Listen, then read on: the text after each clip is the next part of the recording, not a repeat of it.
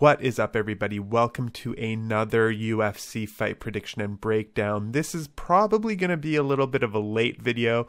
I am recording this later than I do usually, and this week is pretty crazy for me, so editing, I don't even know how I'm going to have time to do this, but if I do post this late, I apologize for that. That being said, guys, I hope you guys had a great friggin' holiday. You know, like, it's been, what, 3 weeks? 2-3 weeks since we've last chatted or last been online. It's good to be back. We're going to get into it really quick. I don't have that much time today, so I'm going to probably blast right through all of this. And I apologize for that. Usually my videos will be a little longer if you're new to the channel. For those of you who are back from last year, I mean, I started this channel end of last year, so I thank everyone who has subscribed so far, and just, you know, really appreciate that. If you could do me a favor, if you do appreciate the content, if you do appreciate the channel and the effort that I put into these videos, do me a solid. Hit that subscribe button, hit that like button, hit that notify button. All of those things help me. It helps the channel grow as well. It's going to help our community grow. And, you know, that's just one thing that I want to do here. And I have my first goal to get to 100 subs. And I think we're at 30, if I'm not mistaken. So let's get some more subs in there. Let's get to 100 and work our way to our first 1,000. We're going to get into it right away. Like, you know, all BS aside, I really got to go. So first fight, Austin Lingo versus Jacob Kilburn, or Jacob Kilburn versus Austin Lingo, however you want to say it. So Kilburn, he's lost by sub around 3 times, and those are the only losses that he's had, right? So maybe the submission is a little bit of, I don't know, Achilles heel for him there. Lingo, on the other hand, he's never been subbed or KO'd, but he's had his first loss recently by decision.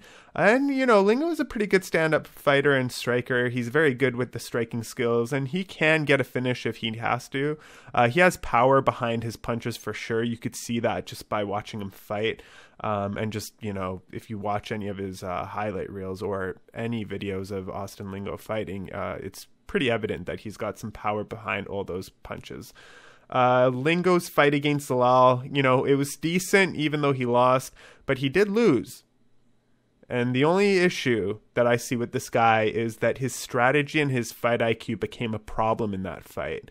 Zalal was able to push the pace and push the pressure for the whole fight, and I think that's what undermined Lingo's fighting skills, essentially. Kilburn, on the other hand, he hasn't fought in over a year. His first fight in the UFC was pretty underwhelming as far as the performance goes, but he does have knockout opportunity as well. You know, he's knocked out a few fighters in the past, and Kilburn is a little bit aggressive and potentially overextends himself sometimes. You could see that in some of the highlight reels. If you've checked out his fights, it's kind of, you see that happen a few times. And also, on top of overextending, what happens when you overextend? You usually overexert. So he does that too. Kilburn might be looking for a knockout opportunity, but otherwise he's going to have to push Lingo up against the cage, maybe do some grappling game. I don't know how good his wrestling skills are, but that's probably the direction he wants to take this fight. That is if he doesn't think he can stay standing with Lingo, which in my opinion here, Lingo's got the advantage as far as the striking goes. I think Lingo might come in with a better game plan here and take the win. I'm going to take Lingo. I'm just going to say by decision, but for all I know, I mean, this guy could maybe even do it by knockout. On to the next fight. So next up, we have Sarah Moras versus Vanessa Melo. This is a no bet for me, and I think it's a no bet for most people. I don't have faith in either of these fighters. And Sarah Moras, like, you know, she's from my hood. She's from my area. She's from British Columbia, Canada, and that's exactly where I hail from. This is my home. You know, the city that I think she started fighting in and maybe even grew up in is only 4 hours away from where I live. So I live in Vancouver, Canada, and she, I believe, fought out of Kelowna, BC, which is 4 hours away from where I am. So, you know, lots of love there for her, but I really, fuck my phone. Jesus Christ, people, stop messaging me while I'm recording shit. Anyway, you know, Melo will most likely have to look to defend some takedowns, because I have a feeling that that's what Moras' game plan, That's what Moras's game plan is going to be.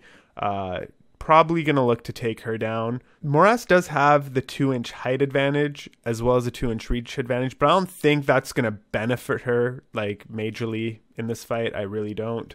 That being said, almost all of Melo's fights have gone to decision. She's had 8 of them by decision. Moras has a sloppy record, we all know this, and her fights never really show any improvement. Do you guys notice that? She's always fighting the same style, same way. It's kind of like she's completely hit or miss. She's either going to win the fight or she's going to lose the fight, but it could go either way for any of her fights. You could say that about, like, there's not a fight that I could think of for Sarah Moras where I'm like, oh, she's definitely going to win. No, not in any of her fights could I ever say that, even the ones that she has won. But, you know, what could you really say about Melo either? This is the weird fight, because you essentially have 2 underperforming, underwhelming fighters is what the problem is here. So Moras does have 3 wins by knockout, though, and 2 by submission. I don't think that's going to play a factor here, and I don't think the fight will end early unless Melo really underperforms. Moras will have a better chance due to her various tools and options, but she can take over with the ground game and the grappling, where Melo may show some weakness there. Moras will take the win on this one, but this isn't going to be a fun fight, and it's nothing I want to bet on, and it's nothing I recommend you bet on. So stay clear of this one. My pick is going to be Sarah Moras, just based on the fact that she, I don't know, kind of has a bit more experience, I guess, and she's from Canada. That's about it. That's all there is to that one. On to the next fight. And once again, guys, I apologize. These ones are going to be quick. I got just so much stuff to do this week. And, you know, we got 3 fight cards in 1 week. I got to do 2 more videos for this. It's just insane. So I'm really going to plow through this one. And I apologize for that. Next up, we have Ramazan Emeev versus David Zawada. I guess David Zawada versus Ramazan Emeev. Doesn't really matter. Zawada hasn't fought in over a year. You know, he has a lot of finishes, but most of them were being in the first round. Zawada also has the submission opportunity here, and Emeev needs to be aware of that. You know, he's got good reach advantage. He can use that to his benefit as well. And, you know, Emeev might look to take Zawada down, but Zawada might welcome that takedown, because it could also benefit him. You know, if he's comfortable on his back, he's going to try to slip and slide and maybe try to look for a submission attempt if he can get it. And if he doesn't get the submission attempt, at least he's making those attempts.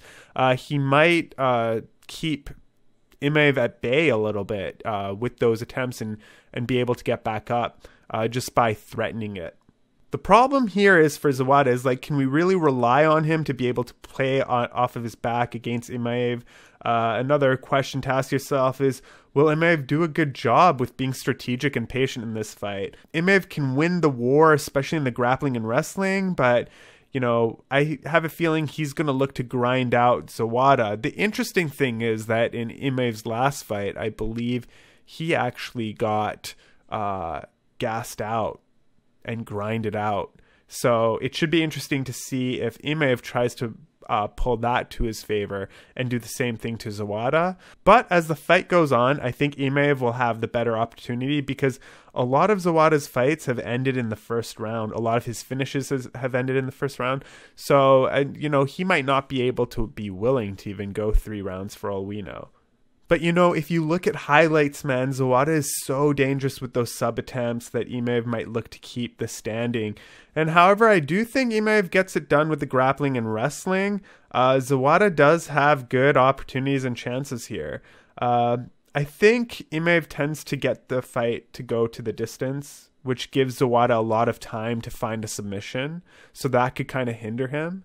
But if he's constantly grappling and wrestling and being taken to the ground, you know, don't be surprised if he does get it. But I'm going with Emeev on this, because I think when it comes to the wrestling and grappling, that outweighs the submission attempt. So unless Zawada does get impressive submission attempt, I think this is going to be Emeev. I think it's going to go to decision. Let me know what you guys think about this one. Next up, we have Justin Tafa versus Carlos Filipe, or Carlos Filipe versus Justin Tafa. We're going to start by talking about Tafa. Tafa's fights have all ended by KO. That doesn't mean that he won the fight. It just means that all of his fights have ended by knockout or maybe even TKO. And, you know, Tafa is literally always looking for that one-punch knockout. But if he plays a solid strategic game and is able to get Filipe, for example, against the cage, I think his odds will increase significantly. We've seen Filipe get pushed up against the cage before, and he wasn't able to really do anything or get out of the position. It also seemed to irritate him a lot, throw him off his game plan. So I could see Tafa kind of taking advantage of that. If Tafa can't do this at all, then he's probably going to lose the fight. Because other than a KO or cage work, Tafa has no way of winning this fight. Filipe has finishes in the first round, and he offers a lot more variety in his fights. He's also quicker of the two fighters, you know, and 6 of his fights were won by knockout. But I'm not sure if he'll be able to knock out Tafa here. If this fight goes past the first round, Tafa may gas out early since his fights don't tend to last very long. Filipe, on the other hand, he's more likely to be able to be the more active fighter throughout the fight and the quicker fighter of the two, as I mentioned before. Filipe will carry more of the volume in the shots, and I'm sure the speed and cardio between the two will play a factor. But, you know, going back, Tafa does have power, but you know, Filipe will be able to move in and out of range to avoid that threat. And I think in the end of the day, Filipe will have more overall output. And as the fight continues, his chances of winning will increase. So I'm going to go with Carlos Filipe to win this fight. Next up, we have Yanan versus Jocelyn Edwards. Edwards is fighting on less than 2 weeks' notice, and it's her first fight. 5 of Edwards' 9 wins have ended in the first round, and Edwards does have a 4-inch reach advantage. She did end her last fight in less than 30 seconds, and 3 of her finishes happened in under a minute. She's a kind of a beast, depending on who she was fighting, but she has gone 5 full rounds before, though, so she can go the distance if need be. I wouldn't be worried about that. But Edwards does have huge potential in the UFC. I do see her doing well here. And I think this is going to be a good chance for her to showcase her talent. Wu, on the other hand, she hasn't fought in over a year. She's lost 2 of her last 3 fights. She's missed weight in previous fight. I think actually her very last fight, she might have missed weight. So I wonder if that's going to play a factor here. Both of these girls are still young and growing, but Edwards has shown a lot more promise in her fights than Wu has. And I mean, she's looked a lot more impressive in her fights and dominant. The only concern with Edwards that I have here is that as the fight continues, she might start to tire out from lack of experience with the later rounds. But at the end of the day, I do think she gets it done, and I think she might actually get it done early. So I'm going to go with Edwards. I'm going to say by knockout, TKO, whichever one, and let's just call it in the first round, because that seems to be something that Edwards is pretty good at. On to the next fight, Nassourdine Imavov versus Phil Hawes. But Hawes has the potential to end this fight early, and he's never fought to decision before. You know, he's won 5 fights in a row, and he does have that one-punch KO power. 7 of his wins are by knockout, and both of these guys can finish the fight early by sub or KO. They've both done it before. They have the same record, which is interesting, 9-2. And Imavov will be the quicker fighter, maybe in the movement. You know, he'll bounce around a bit more. But Hawes might be able to counter that with the wrestling and grappling, try to keep him stable and try to keep him static. We're likely going to see Imavov try to avoid these strikes from Hawes and potentially look to take him down and grind him out. I think that's probably the best option for him. And if he does this, it's going to happen over the 3 rounds. And if that happens, Imavov will probably win by decision. But, you know, Hawes, and that, I mean, that's given that Hawes will run into cardio issues. And as the fight continues, I believe that could happen. This is kind of like a hard bet for me to pick. You know, I'm kind of torn between the two. I think they both are like pretty decent fighters. But I think between the two, man, here's the thing. Okay, so I want to pick Imavov based on skill level and strategy. But I'm going to pick Phil Hawes on this. I'm going to take the leap. I'm going to go with Hawes. I truly think both of these fighters can win it. I truly think this might actually be a close fight as far as like who could win, but I do think it's going to turn lopsided quite quickly. So I think both of these guys have really good potential to win the fight, but I think once the fight starts, we're going to see one of them just drastically take over, whether it be Hawes ending it early or Imavov just dragging it out. And that's how I see it finishing is either Imavov will drag it out and win by decision, or Hawes will end it early. And I'm just going to assume that Hawes can get that punch in there, and I'm going to go with Hawes in the first round for a knockout. Next up, Punahele Soriano versus Dusko Todorovic. Both of these guys are tough strikers, and they're both undefeated. Soriano is 7-0. Todorovic is undefeated at 10-0. So this should be a fun fight. This is a fight I'm looking forward to. I won't be surprised if it ends early, obviously. And Soriano has actually only gone past the first round in one fight. So you could expect it to end early. He's had 3 fights get canceled in the past 2 years, though. So what that tells me is he's been constantly training for fights regularly, but his fights haven't really been happening.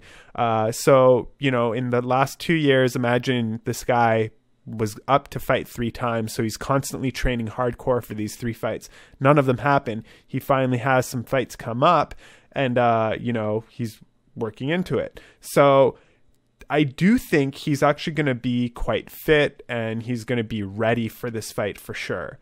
Todorovic, on the other hand, he's fought the better competition and has more octagon experience. He has great defensive skills and he's well-rounded as far as his overall skills go. But Todorovic may intentionally drag the fight out and gas out Soriano, just like I mentioned in the previous fight, and take over from there.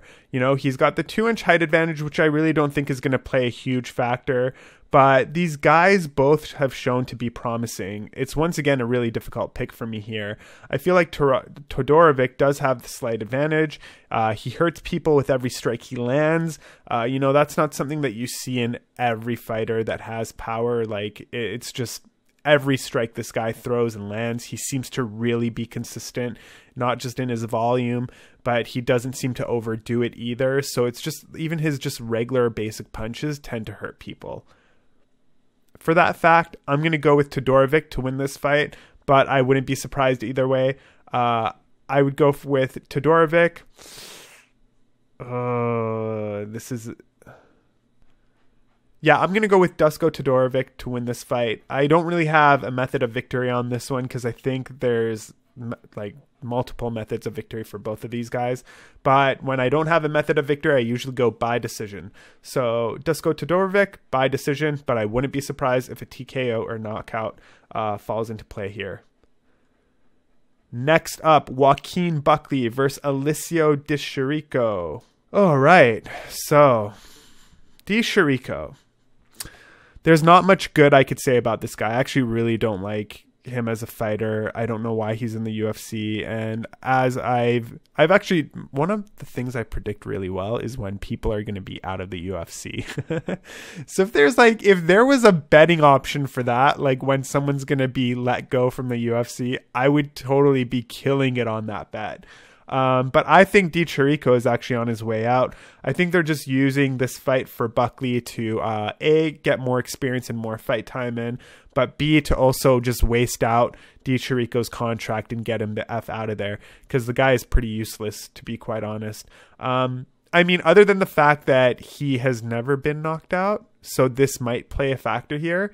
But Di Chirico seems like someone who should be doing well. And has loads of potential, but every time he gets into the octagon, he shows the lack of experience and strategy in his fighting skills. I think one of the things that this guy might have to do is find new coaches. I can't blame the fighter all the time, but in this case, I can blame the fighter and the coaches, and I will.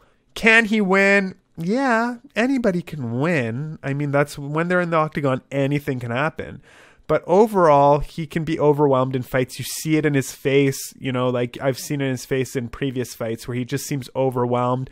And he ends up losing and breaking as the fight moves forward and goes on. And it's kind of sad to see. He's lost 3 of his last 3 fights. Well, 3 of 3, right? So he's lost all 3 of them.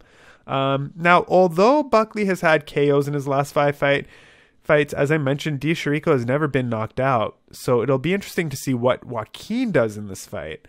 I still believe there's a first time for everything and that Chirico will get knocked out for the first time. And if he does, we more than likely won't see him again in the UFC, or at least I would hope not.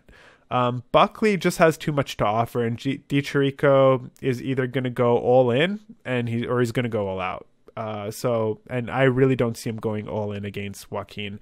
Joaquin is pretty unpredictable. You never know what he's going to throw. He mixes it up nicely. Chirico is going to be no match for Joaquin's skills. My most confident pick of the night is this fight here. Because Chirico is totally one-dimensional in his fighting style, and he doesn't have many threats or tools to use. I feel like it's another fight for Buckley to literally just show off his skills and send off for Chirico. If Chirico gets this win, then good on him, but I just don't see it happening. The only odd variable here is that Chirico has never been knocked out, so if Joaquin doesn't end up taking him out early, you could argue that Buckley may run out of gas. But to be honest, Chirico doesn't look too great as fights continue either. So I'm confident that Buckley will get the win. I'm going to say by knockout or TKO. I'm not going to say a round because I think it could go in the first, second, or third. So my final pick for this one, Joaquin Buckley by TKO or knockout. Next up, Santiago Ponzinibbio versus Jingliang. Wait, no, that's wrong. Jingliang. There we go. All right. Ponzinibbio hasn't fought in over 2 years, but he is on a 7-fight win streak. Lee, on the other hand, has fought recently, and, you know, all his fights recently have gone the distance. Will the 2-year layoff play a factor in this fight? If not, then Ponzinibbio is likely to win. And to be quite honest, I don't think the 2-year layoff factor is going to play a factor in this fight. You know, he was out for 2 years due to health problems and I believe maybe some injuries. And a lot of people are like, oh, 2-year layoff, injuries, like he's not healthy anymore. You know, Lee could totally take him out. And, you know, fair enough. But to be quite honest, man, Ponzinibbio is a skilled fighter. I've said this in another video before. I don't mind it when people take 2 years off, especially if it's for injury.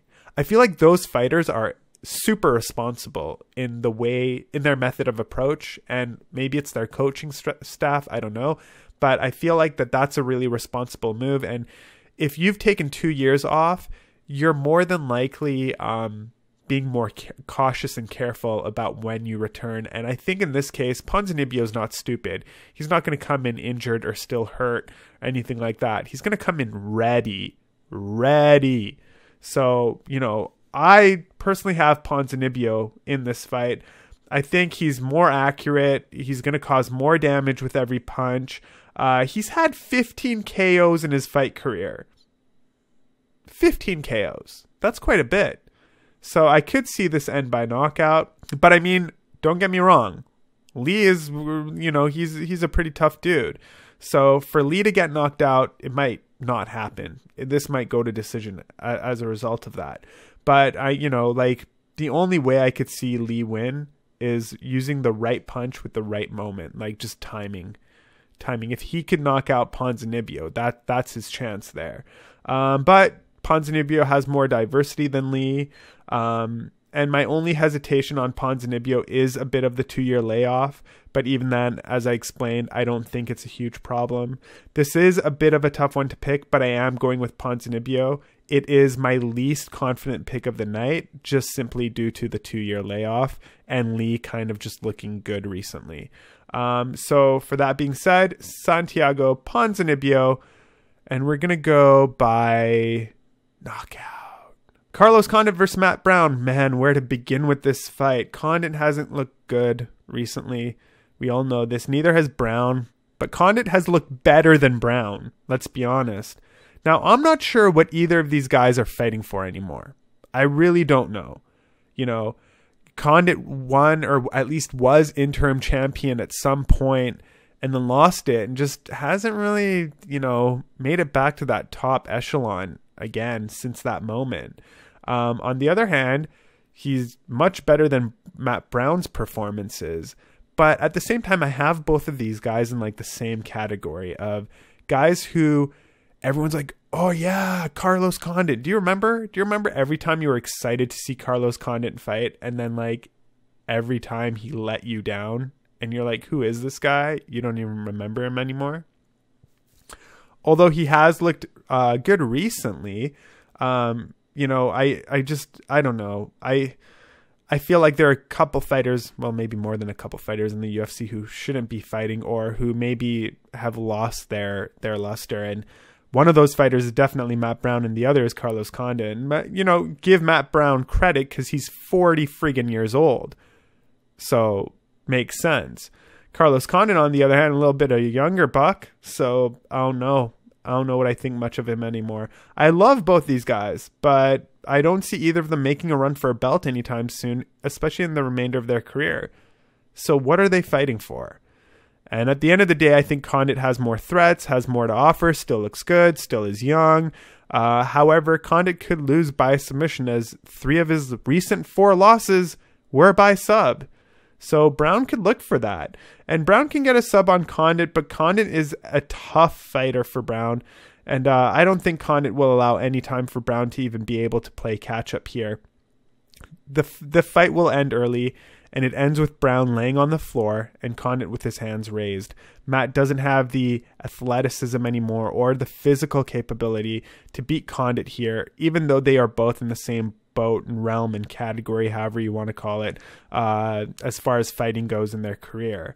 Condit is the younger fighter, and he seems to have more kick in his step right now. So for that fact, I'm going with Carlos Condit, but I'm going to go by decision on this one. All right, we are at the main event of the evening, Max Holloway versus Calvin Kattar. Now, before I get started with the breakdown, I just want to say, you know, I see a lot of people jumping on the Kattar train, and I totally get it. I love Calvin Kattar. I really do. But y'all must have forgot. You really all must have forgot. Look at the people Calvin Kattar has fought and beat. Don't get me wrong. Looks good. Looks great. You know, he's doing well. But he's still working his way to the top. Max Holloway, blessed, has been at the top. Like, when was the last time he was bottom 5 or below the top 5? I don't even remember. I don't even think there was a time where Max Holloway was bottom, like, of the top 5. Holloway has clearly beat the better fighters, or fought the better fighters. And even the fights that he's lost, you know, we all talk about the Volkanovski fights. He looks great in them. He brings it. The volume, you know, the punches, the strikes, the jabs, you know, movement, even his sort of like hybrid stance style where he's constantly moving or switching stance. He's got so much variety in what he can do to adjust if something's not working in his game plan in comparison to Kattar. But let's do the overall breakdown. So, in my opinion, Holloway has the overall better striking. Not boxing, but overall, he has the better striking. Kattar, on the other hand, has the better chance of KO, because 4 of his last 5 fights ended by KO. But that being said, Holloway has not been knocked out for over 9 years. I think like 2012, 2011 was the last time he was knocked out. Both fighters have won 10 fights by KO or TKO, as well as 9 wins by decision. So submissions throw them out of the game. I don't think they're going to play a factor. I think this is either going to go to decision or to knockout. Whoever wins, it's going to be one of those 2 outcomes. Now, Kattar has a solid set of skills, and he might be a little bit quicker than Holloway. I'm unsure of that part, to be quite honest, because I do think Max Holloway is fairly quick. And I think the difference is going to be here is if Holloway can push the pressure like he usually does and keep the volume up, then of course he's going to be the quicker fighter. But when it comes to defensive movement, I think Kattar will be pretty quick and will sort of test Max's ability to catch him. Now, Max, you could argue, has taken damage over a lot of fights, many years, and a lot of great skilled fighters that he fought against. Will that play a factor, or will Holloway show up again and show us why, you know, he is always at the top of the food chain? And to be quite honest, like, Max is younger than Calvin. So do I think, you know, he's got broken bones in his body and, you know, he's all frail and shit now? No, I don't. I think Max Holloway is just fine. I think people sort of look at the damage like it's something big. He's fine. I don't think we have to worry about damage from previous fights here. And what separates these guys, I'm not saying that Kattar can't get on the level of, for example, Volkanovski or Max Holloway, but I do feel like there's a separation between those two guys and Calvin Kattar, and Kattar's just not there yet. Holloway, in all of his fights, even the ones he's lost, he's just so consistent, you know, always volume, always pressure, always pushing it, never stopping really, you know.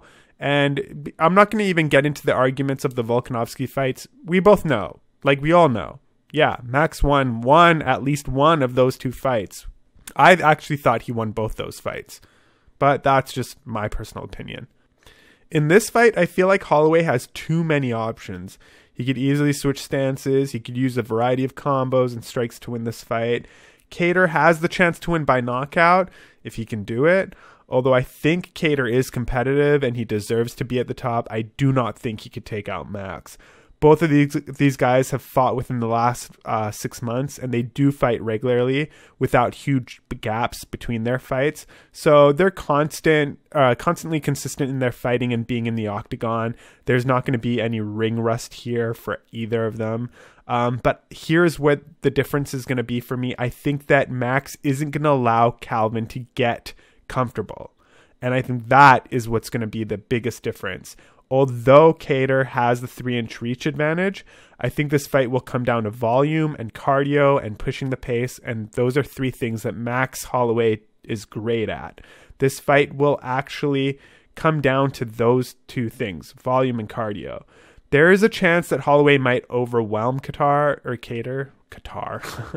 if Kattar doesn't keep pushing the pace with Max. And Max has fought overall, as I said, the better competition in the past. He has beat better fighters. You can consider them, even the ones that he's beat, to be better than Calvin Kattar if you really think about it. Whereas Kattar looks great, you know, especially as of recent, but he hasn't beat the same caliber or level of fighters that Max has. You know, and the one thing that does concern me is that during interview footage that I watched, I noticed that Max he also seemed a little tired, and he was slurring his speech. You know, his eyes, you know, they kind of look sleepy, tired. We've seen this happen to him before during weight cuts, and he wasn't like full on hype. Like usually if he's normal, like he's totally hyped up, happy, go with the flow. He seemed really calmed and relaxed and laid back. So that was a little concerning. I think the weight cut, if anything, will take a toll on him. But Kattar, in his interview that I saw, he looked good. He looked, you know, like they totally like squeezed every single ounce of water out of him, but he looked good. Like you saw him on camera, he was alive. You know, his eyes were open. He had energy. He was laughing. He was smiling. So this is my only one major worry right now for Max is this weight cut. Did it deplete him? And, you know, we just have to wait and see what happens on the scales and how they look in weigh-ins or during the walkout. I do think Max will win. I do think he'll do it by decision. But this is something I got to see the weigh-in and I got to see the walkout before I make any bet on either of these guys. That being said, guys, that is the end of this prediction video. Man, I just blew through that as quickly as I could. I'm not sure if you guys like that over the longer breakdowns that I usually do, but you know, just really busy this week, and I try to get these videos out as soon as I can, and I apologize if this one is late, but better late than never anyway. So we will catch you guys next time. The next event we have is Wednesday. We might skip this event, so I apologize if I do. It's just a lot on my plate right now with my other YouTube channels. But, you know, I'm not going anywhere. I'm going to be around. So if I miss Wednesday, I'll definitely have a video for the following Saturday. That being said, guys, if you really did like this content, if you do appreciate the work that I'm putting in here, please do me a favor. Hit that like and subscribe button. Comment down below. Tell me what you think. Am I right? Am I wrong? Do you agree with me? Disagree with me? Let me know who your picks are. And yeah, I look forward to catching you guys next time. I am the MMA Hoodie. Peace out.